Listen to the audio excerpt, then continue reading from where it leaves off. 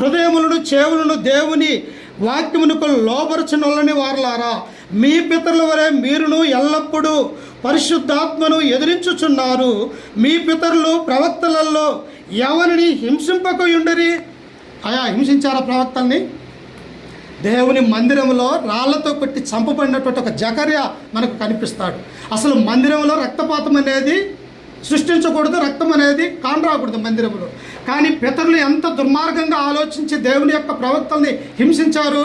మందిరంలో అయినా కానీ వాని మాటలు వినకూడదు అని చెప్పేసి జకర్యాని చంపినట్టుగా వారిగా మనం చూస్తాం. అందుకని ఇక్కడ ప్రవక్తలలో ఎవరిని హింసింపకు ఉండేది? ఆ నీతిమంతుని రాకను గూర్చి ముందుగా తెలిపిన వారిని చంపిరి.